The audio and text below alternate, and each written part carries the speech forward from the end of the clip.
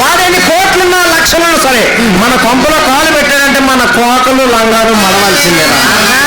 ఇంకొకటన్నాడమ్మా, పరమ నైతికుడైనా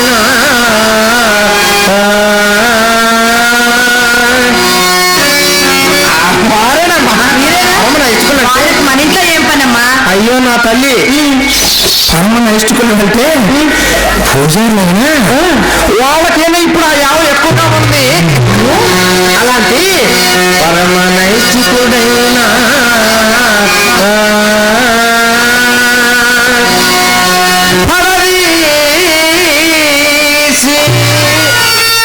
ఏం పెట్టేవి? పరదేశి, జాంగ్రీ, జిలేబీ, లడ్డు, అదే కాదు, పంచదార, అదే కాదమ్మా, ఇవి కూడా కావా? చెప్పవే ఏం పెట్టావు? నేను చెప్పాలంటే సిగ్గుగా ఉంది. నేను చెప్పలేను. నువ్వే సిగ్గుపడుతున్నావంటే ఏదో పెట్టే ఉంటావు. నేను చెప్పాలంటే ముసలి విట్టే చూస్తున్నాడు, సిగ్గేస్తాను. నేను చెప్పాను. పర్వాలేదు చెప్పవే. నోటను పెట్టి ఎంగిలి తినిపించినాను. ఏమి బిట్టమ్మా? అమ్మా అదేమిటమ్మా, ఎంగిల్ తినిపించడం ఏమిటే? పాపం కదూ. ఏమిటో నా ఎంగిలంటే పూర్తిగా విలువ లేకుండా పోతుందో. ఆ రోజుల్లో పదవుల కోసం మాట్లాడితే కనీసం ఎమ్మెల్యే సీట్లు అని చెప్పేవి, నా దగ్గర చోట్లు మాత్రం చెప్పేవి కాదు. అందుకని శ్రీహరి ఎంగలి చక్కెర పొంగలి ఆహా ఓహో అంటూ నైస్ గా ఐస్ కావాలా ఇలా ఇలా నాకుంటూ తినేమన్నమ్మా. అమ్మా అమ్మా, ఆ రోజుల్లో నేను మంచి వయసు ఉన్న రోజుల్లో మన ఇంటికి వచ్చే ఖాతాదారు అందరూ ఎవరో తెలుసంటమ్మా? ఎవరమ్మా?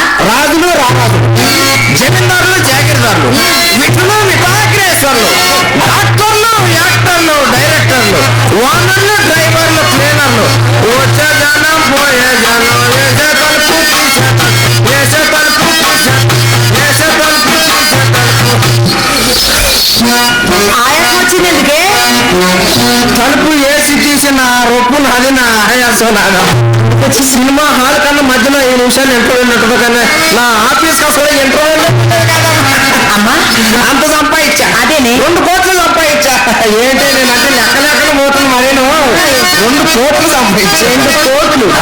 ఆ గడించిన సొమ్ము ఎక్కడ దాచావా? నేను అడిగేలోపు 2 కోట్లు దాచావా? ఎక్కడ దాచావే? నేను పెద్దదాన్ని అయ్యేసరికి మన ఇంటి పూచికి పుల్లైనా కూడా లేదు. నువ్వు గడించిన సొమ్ము 2 కోట్లు దాచిందట. ఎక్కడ దాచావే? ఏమిటమ్మా ఈ చలికాలంలో 1 కోట్ వేసుకుంటున్నాను, ఎండాకాలం 1 కోట్. ఏమిటి నువ్వు సంపాదించిన కోట్లు? చలికోటు, వానకోట వేసుకునే కోట్లమ్మా. అమ్మా వయసులో ఉండగా మనం ఎంత సంపాదించినా ముసలితనం వచ్చేసరికి మన జాతికి కూడు గుడ్డ ఉండరాదని శాపం కదమ్మా. ఎవరు చెప్పారే? ఎవరు చెప్పారా? మీనాక్షి చెప్పిందా, కామాక్షి చెప్పిందా, సోమమ్మ చెప్పిందా, సోరమ్మ చెప్పిందా? ఎవరో చెప్పారే? వాళ్ళెవరు చెప్పలేదేవే, నేనే తెలుసుకున్నాను. చెప్పు. దగ్గరికి రమ్మా, దగ్గరికి ఎరగని ఎవరు బాగా నూరు పోస్తున్నారమ్మా. ఇప్పుడు ఆ శాపం అహంలో లేదమ్మా. ఏమ్మా? ఎందుకంటే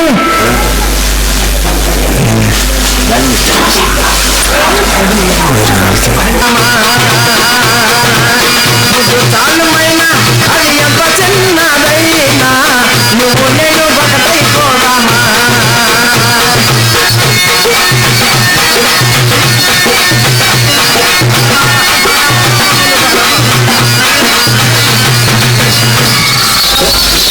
అంతేనా? నువ్వు ఆ తాళం ఆపేలేదు. అమ్మ తర్వాత అమ్మ నేను మర్చిపోయానమ్మా. అమ్మా ఇట్లా అసలు విషయం చదువుతాను. నేను ఊళ్ళో సన్నివేశం చూసా. ఏమిటి చూసావు? అబ్బాయి అమ్మాయి ఇద్దరు ప్రేమించుకుంటున్నారు. ప్రేమించుకుని వాళ్ళు నీ కంట్లోనే పడ్డారు. ఆ సన్నివేశం నా కంటిలో పడే విషయం దేశం మొత్తం తెలిసినట్టే కదమ్మా. అమ్మా అమ్మా అబ్బాయి ఏమో సత్తం మీద కూర్చొని అమ్మాయిని రావుల వారి గుడి దగ్గరికి రమ్మన్నాడంట. ఎలా రమ్మన్నాడు?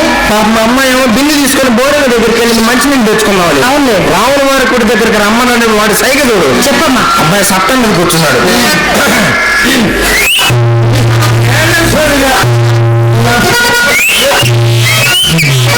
అక్కడ కలుసుకున్నామని కావాలి. అక్కడ ఎక్కడ? అక్కడ రావుల వారి గుడి దగ్గర కలుసుకున్నాను. అమ్మాయి చూడమ్మా ఇప్పుడు బోరింగ్ కొట్టుకుంటున్నాను, మంచినీళ్ళు తెచ్చుకున్న తర్వాత కలుసుకున్నామని కాదు. ఏ సైగ చూడు.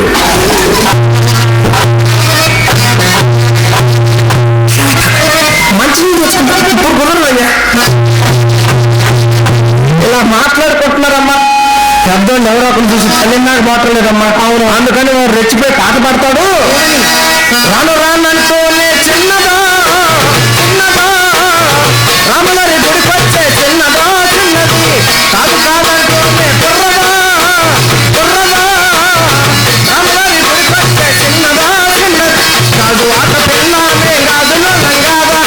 గాజువాక పిల్లమే గాజుల లంగా గాజువాక పిల్లమే గాజుల లంగా నీ చెయ్యి జాపలేరా నీ చెయ్యి జాపలేరా నా గాజు తరగలేరా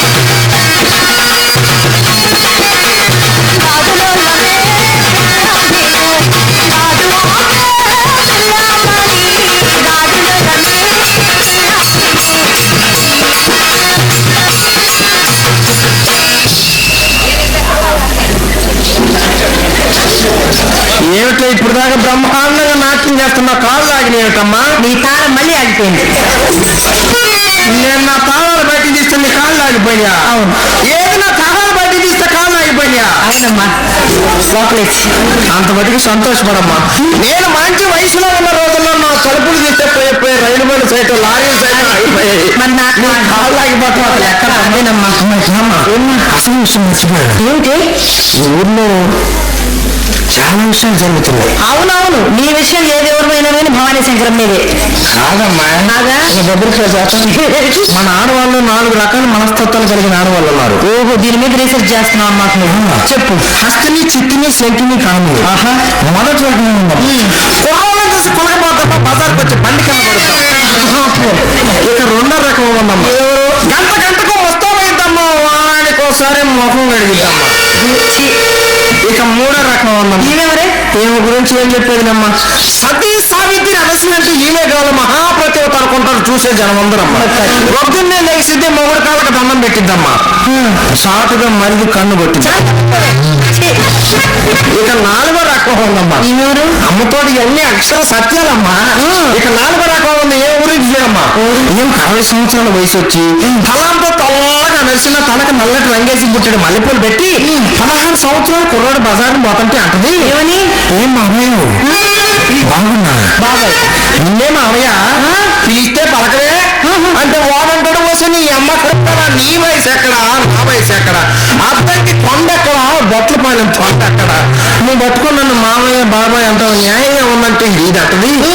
నాకంతా లెక్కేది అబ్బాయి నీ పెళ్ళినాడగా నేను సంవత్సరం మోసపోతుంది ఇలా మాట్లాడుకొని దేశాన్ని నాశనం చేస్తున్నారు.